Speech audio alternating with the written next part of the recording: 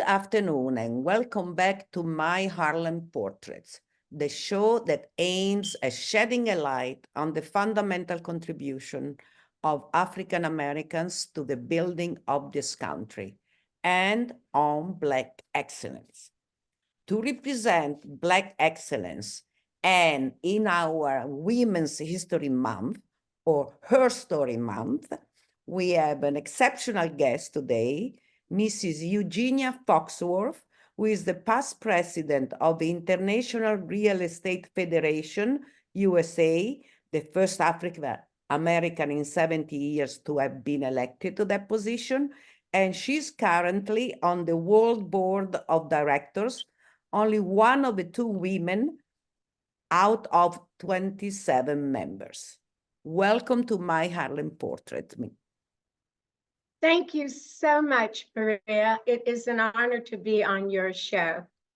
I am very, very happy you could make it because you are a very busy woman and you have so many positions. Your journey of Renaissance woman started between London and Philadelphia and has had many milestones. You were a scholar, a fashionista, owner of fine art gallery, flight attendant, courier, real estate business owner, and organizational president, scholarship committee executive, and finally podcast host. Let's start with your upbringing, this multifaceted upbringing you had between two continents. Tell me a little bit more about that. Oh, well, my father is British and my mother is African American. And it was a May-December love affair. Mm-hmm. But they were divorced when I was a child. So I grew up in London until I was about 13. Then I went to Philadelphia. And that's where you spent the rest of your life, in between Philadelphia until you moved to New York.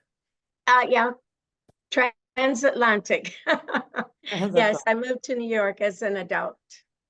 What do you think was the most difficult about being brought up in that way, and the most challenging and the most rewarding part of that?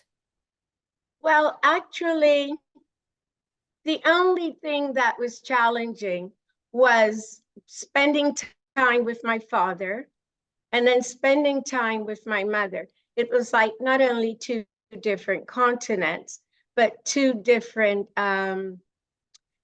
each country is different. So, and people look at things in a different manner.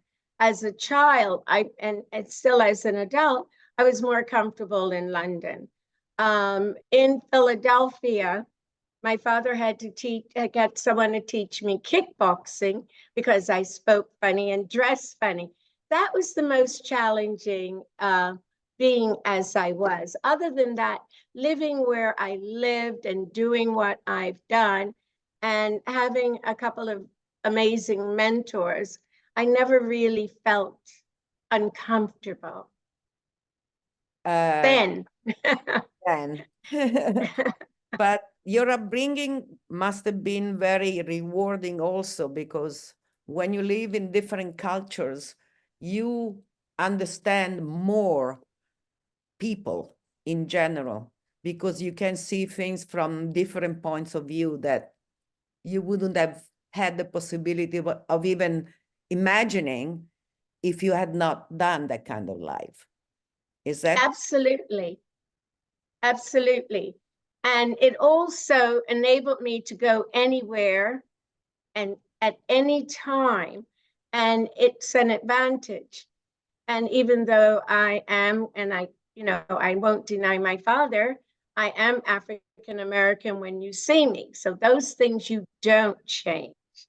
But yes, it was very rewarding. The cultural, culturally, and then Philadelphia has its own different quality than a lot of places. And to me, I would recommend it if you had a life such as mine. The only difficulties was here in the States. And, you know, that the how can I say it? People unfamiliar with the various cultures, and then you say one thing.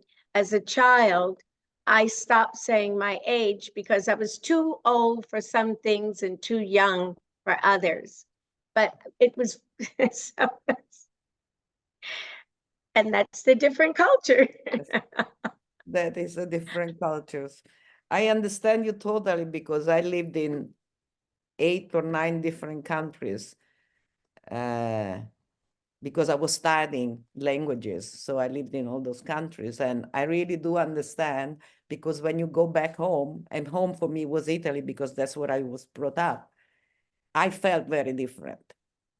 And it's sometimes uneasy because you feel, why am I so different? You don't understand, right? But then when you see the other cultures, say, oh, because I have all this upbringing that gives me all these different facets, and that's just good. So I totally agree. You definitely did that. Let's talk about your college. You earned a scholarship from the Philadelphia Board of Realtors to attend Drexel University in Philadelphia, where you obtained a bachelor's degree in civil engineering. I didn't know that about you, and we've known each other a few years now. But then you started to work as a flight attendant for Eastern Airlines. Tell me what happened. Why? Oh, well, we can get back to the innate racism.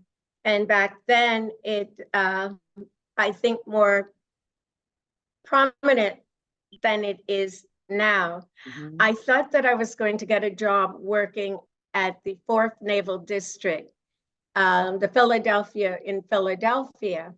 And I got a job working with the commandant. The 4th District was actually where most of the engineers were. But I got a job as a receptionist. Oh, wow. They all You're liked a me. woman. Right. So then after that, I mean, the struggles was Drexel, because there were very few women and I was younger. And so that I overcame. You know, people said, that must have been great. No, I was too young to date. Doors were slammed. The guys resented the women that came before me. So then working at the naval base, I had 2 friends. They were Lieutenant JGs, you know, the naval, because that's a naval base. And whenever we walk into the club, the officers club, the bell would ring and we'd have to pay for drinks. And I said, wait a minute, I'm not an officer. So we had a bet that I could, with the other guys that were older than us, they bet whether or not I could get a job with the airline. And the airlines were advertising. So I figured, well, if I'm working here as a receptionist instead of a civil engineer, I'm going to win this one. So we made the bet, and so the guys would never, ever, ever again, we'd have to buy drinks for them, and they were heavy drinkers. I got hired by the airline, but I was still too young to work. You have to be 21 years old. And it was at that touchy period because I was going to turn 21 that May. End of story. I got the job, fired Russ, and wondered where I came from, because at that time, everybody was trying to get things, as they say now, diversified. Yeah. And I went on my own. And when I told people that I did it myself, it was interesting. That's how I became a flight attendant. And it must have been difficult also that, because there weren't so many African Americans as flight attendant either, right? There were very few. There were those, but they weren't identifiable. I'm identifiable, but it really wasn't. I mean, at that point, people weren't as outspoken as they are now. So those things were held within. So I really didn't experience it. And besides, the airlines, because I was identifiable, had me doing a lot of PR. So I would be flying when they opened to different places, or they had, they had special charter flights. I was on the flights because I had a funny sense of humor. And British. that, right. That's good. You said, I read that you had two main guideposts in your life journey, and who had a very incredible influence on you. And one was your father, and the other one, an iconic figure in civil and human rights, Mr. Bayard Rustin. Tell us about him and how you met him, because I just learned about him about a month ago in a documentary. Okay. Well, Philadelphia is small. I got written up in the Bulletin, the Enquirer, the main newspapers. And as I said early on, I got a phone call from this gentleman. And from that point on, we talked. And the one thing that he said to me, and we maintained a relationship until I came to New York, and I opened an art gallery, and I lost him and he lost me. But a couple of months before he passed, we were able to get together in New York at an event.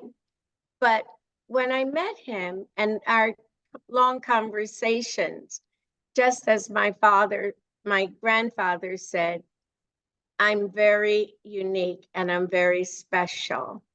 And Bayard said, whatever you want to do, you can do, and don't let anybody stop you. And between my father and Bayard, I had a wonderful time in life because I had the wisdom of two different men who basically were very much alike in their thinking.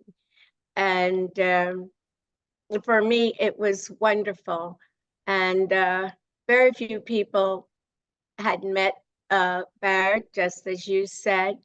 But it was a beautiful few years just to be able to communicate. We didn't see each other all the time, but I went to his apartment in New York before he died, and his son, he knows me. And as I said, it's a wonderful passage. And Mr. Rustin, he was fundamental on the March on Washington. Tell us a little bit about that, because that's very interesting. Well, they kept him more or less in the background because he was a gay man, not only a gay man, but a Black man. What people don't understand, he was an advisor for five presidents. And he was one, and they sort of keep him aside, who worked on the March on Washington. He played an important role in that. But as I said, they had to put him aside, and most people don't know it. That plan and all was his plan. Yeah. And so for me, I am truly blessed. That's why I wanted you to say who he was, because that's what I saw in the documentary. And I talked to some of my friends later, and many of them didn't know about him, which is amazing. So it's important that they do have things. I'm sorry. It's important that these hidden figures come out. Yes, when I wanted to interject one thing, and I apologize for interrupting. At the Smithsonian, when they opened, they had a room, and you would see Bayard in, certain things in there, which to me is great. It's a big recognition, very important one. So even though at Drexel University and later on your first job as a receptionist left not such a good taste in your mouth, your love for art, fashion, and culture did not disappear. And so years later, when you came to New York, you opened the fourth Foxworth Gallery, which is a fine art gallery in New York City. Tell us about that and how you later transitioned from the real estate, from the fine art gallery to the real estate world. Well, when I opened the gallery, I had become ill, and people thought it was because I was traveling all over the world as a flight attendant and then independently. And I had a virus that attacked my heart. The doctors didn't know exactly what it was. The CDC didn't know what it was. And I had gone through the Panama Canal. So after being in the hospital for a month, I'm not a medical person. I would not let them do exploratory surgery. So I was on the drip, antibiotics, etc. My heart had doubled in size, and there was a sack of fluid surrounding it. And you could hear it swish, swish, swish, because all the young doctors were coming in listening to my heart. The doctors told me I would never, ever, ever be able to do the things that I used to do. And remember what Bayard said. So I decided, and then they said, do something you love. I loved art. So I opened an art gallery. I opened a fine art gallery showing S.W. Hayter, TA17, Miro, Tanguy, Giacometti, Magritte, all of them. And everyone wondered, it was my florist shop. My floor, it was on 65th between Madison and Park. What I did was unheard of. People were wondering what happened. Well, I got my florist shop, and the beginning of my real estate, I didn't know you needed certain licenses. I talked to the guy that collected garbage when we were gutting the place, so I saved money. He took all the things out. I knew another gentleman through a friend who did electrical. He went in and did electrical. And that's how I opened my gallery. My gallery was like one of the most popular places to go when I opened. Ed Bradley, whose aunt was a nurse, a pediatric nurse in Philadelphia. You know, I knew her. And then when I saw him, you know, when you're a young kid, you're like, oh, there's so-and-so. So the people that came in and out of my gallery were amazing, but I did a lot of benefits. I mean, I always gave away things even as a child. So as an adult, when I opened, I did various benefits in the gallery, and it enabled me to meet other people, but that was the transition because of the doctor. But I continued flying because I had, you know, I was on medical leave, so I never quit the airline. And then when we did shows, there was this wonderful palm tree I'd hide behind so no one would see me. But how many Foxworths are in the world? Yeah, not many. Not many. So eventually I had to resign. Yes. So, and then from there, because you had the flood in the gallery, right? Yes. You started to open up your own, you started to work as a real estate agent, but you had to work under a broker. So tell us a little bit about that passage from there to open your own. Oh, well, after the flood, the economy had gone down. Real estate, economy, art, you don't need. It's throwaway money. So I went to work. That's the one little thing that you don't know. In Soho, in a gallery. And it wasn't a fine art gallery. And then I decided to develop a skincare line during that period. And J.C. Penney took it on. And after that, after I sold it, I had nothing to do. And I decided I'm going to open a gallery again. However, I could not, you know, like find a place. And I decided to become, to join the airline so that, not airline, I decided that I would become a real estate. I always do real estate in the airline. I decided to become a broker, an agent, so I could find another space to open up. However, I didn't know I had to work for another company. They had to hold my license, and that's how I got into it.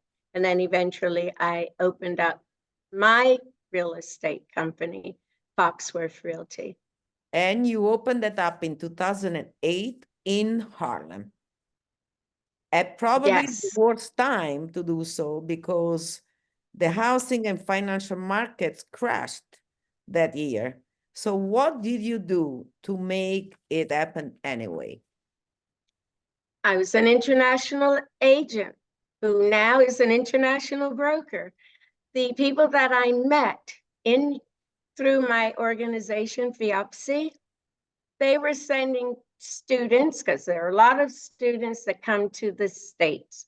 They were getting housing, rentals, etc. And then there were those who were looking to purchase. And some purchased and their children lived in it. And one of my colleagues met a gentleman, Lord Wilmington, who did all the gates at the airport at that time, and he needed a big place. That's what kept me in business. He rented a space, and for that rental, I got $17,000. Oh, wow. At that time, that's pretty good. Yeah, so it paid my rent. It paid all the overhead that you aren't aware of when you open a business and you think you do. Fantastic. And as I said, my organization, I used to follow them around, not knowing who they were. And then someone said, "Aren't you going to such and such a party?" I said, "No, I'm not in. I didn't get an invitation." They said, "Well, it came on the email. Everyone's invited." That's when they realized I wasn't a member. I was a groupie. And so. But you did become a member. I actually became a member in 2003. And I became the president of the New York, New Jersey, Connecticut Local Council. You know, you have to work your way up the ladder. Tell us more about that, because you worked up to the position of president. So you did some good things there. Tell us a little bit. Well, I think the effect of Byron and my father and giving back, there were lots of things that were going on with the organization. I got on various committees and we did things. FIABCI was formed after the war to build. And it was France, Germany, and Switzerland, and the US. And that was the whole thing. So FIABCI continued to build. So what I did was I got involved with the various, someone said, "Well, what are you going to do?" So I started doing things with the committees, actively involved, whatever they wanted me to do. I wasn't an intern, but I think I did more than most interns. So I got on strategic planning. I became, I guess, a representative for the Americas, which was South America. And, you know, the events are held all over, but you've got to work. You got to get sponsors. You have to do this, that, and the other. It's not like the regular real estate professional. And you have to travel. So you've got to make money to travel. So I started getting these recognitions from the organization. And I thought, wow, this is it.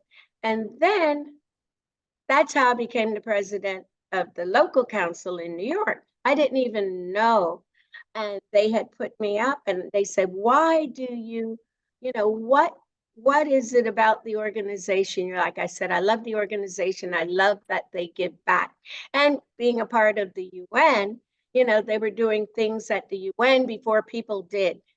They did a whole show on water at the UN before people realized what was happening. So that was the beginning of my working my way up. And through that, vice president of this, vice president of that, I worked my way up to running for president at the people pushing me to do it for the US. Believe it or not, I was unopposed because everybody wanted me to run. And so they all voted. You still have, you still vote. So that's how I became the president of FIABCI-USA. And how did I become get on the board of directors for FIABCI.org, which is our parent, which is in Paris, because that's where it was formed. Most of the Europeans were calling each other saying, you got to vote. You have so many proxies. Fill them out for Eugenia. And it was like, that's when I realized that FIABCI, the things I did and the love I had for the organization and the respect came to fruition. So I got on the board and I was up against 6 people, 4 men, another woman, and myself. Then there was a tie between the woman and I. Matter of fact, she's Ukrainian. And I won. And that's it. Oh, and the trustee. I'm a trustee for the Scholarship Foundation. And what we do, and when I became the president, what I said to everybody, I'm going to do PR. I'm going to try to make people know who we are. So at that time, my platform was to give back to the communities. We had all the Europeans running. We had a lot of the whites running and no blacks. So what you needed was to get a professor in one of the colleges, and then you could have the students apply for a scholarship. And in doing so, they had to be something under the head of real estate. And there's 40 different things under real estate, from people who grow trees, agriculture, attorneys, surveyors, just everything that you see, interior designers, construction, development, engineering. So that's what I did. And so that we could get it. And in doing that, I hired a PR firm. The PR firm did as you did. And I was speaking, doing Zoom calls all over, because I came in before they really opened up after the pandemic. I was being interviewed by people all over, including ABC. They did a segment on me, on Here and Now, and they ran it 3 times in succession. So for me, that was my way of giving back. Because once you give back in the scholarship, that person hopefully goes back to the community, because we're lacking in our communities. The person can go back and tell people what to do and how to do it to save their homes. They're in Harlem alone. I had been doing things all along, but I started realizing people were buying the brownstones and only had to do 10%. They forgot about all the other. They forgot what their incomes were and how much they had to give as a mortgage. So in doing that, you know, it was my way of saying, go back and educate your community on these things. Some people had no leases. Yeah. Commercial leases. A whole block in the Hamilton Heights. They were friends with the owner. Everybody knew him. They'd been there 30 years. Guess what happened? They decided to tear down that block and build a condo. These people had to, thanks to, I forget his name, Scott, that was one of the political people in New York. He allowed for them for 3 months to relocate. But a lot of people don't have that money to do it. So that's why the Scholarship Foundation was so important to me, just to spread the word, not just New York, but all over the US. Yeah, that is very important, because owning your own home is very important, and it's equity that you own for life. So this is, yeah, financial education. That's what you did, really. That's what you're doing. Okay, last thing, because we only have not even half a minute left. You are adding another milestone to your journey, and it's the fact that you have created a podcast, the FOXWORTH theory. Tell us what it is about. Well, the Foxworth theory, I did that too for the scholarship. Right now it's in hiatus, but some of the things are being rerun. It's about fashion, business, entertainment, and I interviewed people. Oh, real estate, don't forget real estate. I interviewed people from all over the world in business, entertainers. I mean, Melba Moore. I interviewed, you just named them, cooks, the cook that worked for the President Obama, and some Tyler Moore. It was an entire thing to let people see who we are as a Black community and whose shoulders we stood on to get where we were going. So, I could go on endlessly telling you how many people I interviewed, and it had a major impact on a lot of people. Fantastic. That is exactly what I'm doing. The reason why I'm doing this, because I want people all over the world, and especially in Europe, to know the excellence that is in the Afro-American community. So, okay, Eugenia, we come to the end of our nice conversation, very interesting conversation. Thank you for taking the time. And thank you to our viewers. See you next Saturday, 12:30 p.m. on Spectrum. And if you want to see the past interviews, go to My Harlem Portraits, my channel on YouTube, and you will see all the past interviews. Thank you again, Eugenia, and thank you to everybody. Thank you. Thank you. Goodbye.